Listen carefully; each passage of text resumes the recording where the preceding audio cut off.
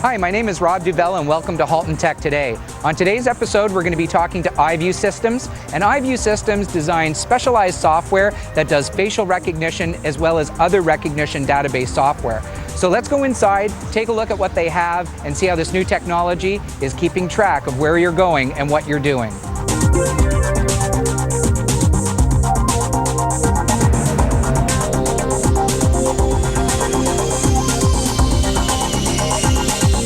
Hi, and welcome back to Halton Tech Today. We're here now at iView Systems, and we're going to be talking to James Moore about some of the new products and, of course, some of their technology that they use in facial recognition as well as database management for security. So thanks very much, James, for having us here. So maybe you can walk us through some of the things that iView does that makes it really interesting in the type of work that you do. Well, we sort of the opportunity to build a subject and incident-centric platform around all the activities and events from a security reporting perspective that occur around a typical property. This could be a gaming facility, this could be a corporate environment, this could be a hotel, so on and so forth. So really what the technology does is bring all the activities and the events and the people together, giving you a 360-degree view of the good, the bad, and the ugly. So that is, at any gaming facility, you could have individuals that are trespassed or banned from the property and ejected from the property, drunk and disorderly, so on and so forth. So now we can actually identify those individuals with the license plate facial recognition technologies and bring all that information to the security fore from a reporting perspective. Wow, that's phenomenal. Is this technology something that's been growing over time? Do you find this whole industry really exploding? It is. Really, the identification technology component has really improved over the last 10 years. So when we talk about facial recognition, we're using partner technologies and our own to make it as accurate as possible. Having said that, we really talk about security layers for identification. So when we talk about license plate recognition, you're typically anywhere from 90 to 92% accurate. And then as you go down the technologies to facial recognition, you become less accurate.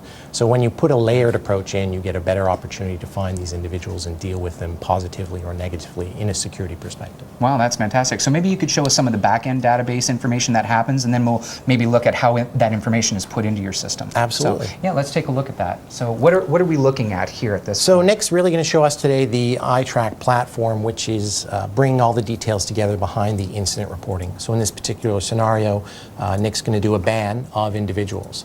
So our technology really covers the ability to ban, trespass, self-exclude individuals and allow them to be put on different lists from identification perspective.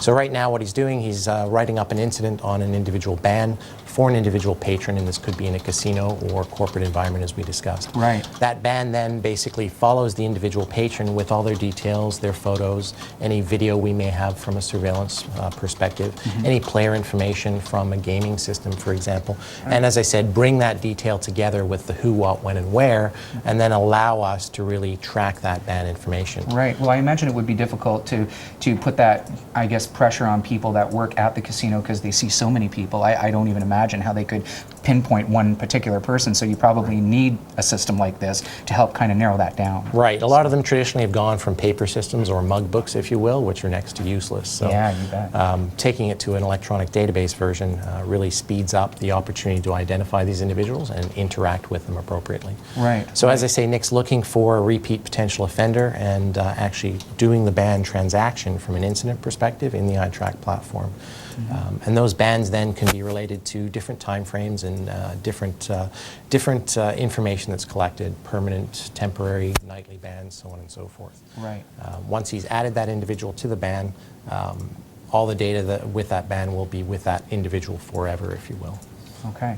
Now, where does this information go to? Is this something that someone has to look at on their desk on a consistent basis, or does it go to security? Or Right. So the system itself is very scalable in that you can automate notifications for automatic bans so that they're pushed to different devices, for example. Or there is a ban list that can be isolated that basically color codes the status of individuals in the system. Super. So it's available at the desktop for multiple properties across an enterprise. That's fantastic. So maybe at this point, maybe we can start taking a look at how all this information gets put in the system and maybe what occurs, all the steps that occur to make that happen. Right, so specifically here what he's done is he's done the transaction, which is the banned transaction. He's added the pictures to the incident. And now if he goes to the subject module, the transaction information on those individuals, they will show up in color-coded being red. And if he flicks to the thumbnail view or opens up the profile, now you will see there's a banned transaction on the actual face with the incident details following below. So as he looks at the subject here, he has all those details and all those transactions, so he can make a decision based on, you know, should we service this individual or remove them from the property. Right, right. Does it happen fairly instantaneous? So once you have identified this person, it just automatically shows up, or is there any lag time? Is it something that it has to cross-reference, or those things right away? Real time. You can build all the business logic in, and as I say, the history is there. So now this can be correlated and tied in with license plate information, so that if the plate information is collected during the ban process, if they were to drive on the property again, it would automatically alert based on a license plate. Perfect. These images can automatically be enrolled in facial recognition by default, if you will, so that also if they were to walk through an entryway where a facial camera is positioned, they would also alert for an entry on that individual as well. Right, right. And I'm assuming that it would be very helpful to the person who is trying to find out if this person is allowed on the property or not, if they're dangerous. Because some people maybe have been banned, but some people truly are a little bit violent. Right.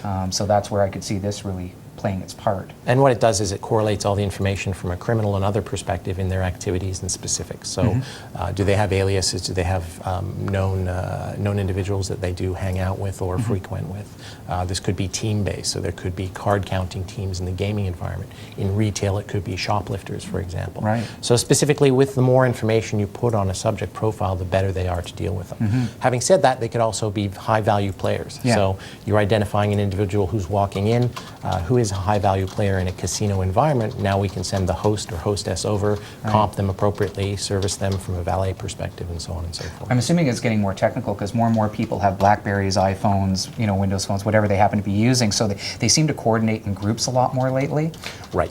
It's almost like they all move in these herds where shoplifting isn't just the one individual anymore. It could be, as you said, a group of people. Right. So as long as one person's picked off, you can start looking for maybe the others. That's correct. Is fantastic. And the system is really designed around visual cues, so that if we were looking at groups, for example, we would actually see the lineup of the individuals, making it visually easy to isolate and understand those individuals and their role with our business, for example. Right. So in many cases, you'll see groups that transfer or travel across the country as retail fraud or retail theft teams, if you will, hitting Home Depots or other retailers. So by making an enterprise system with links to these groups, now we can really isolate them regionally, nationally, or across any enterprise. Right, right. Now, are there specific issues that you have to be concerned about worldwide where the laws are different in some countries than others? Right. So specifically, you would have to address privacy concerns, which our system does. So we can build our platform around specific regions for privacy, data collection, data retention, and other requirements as well.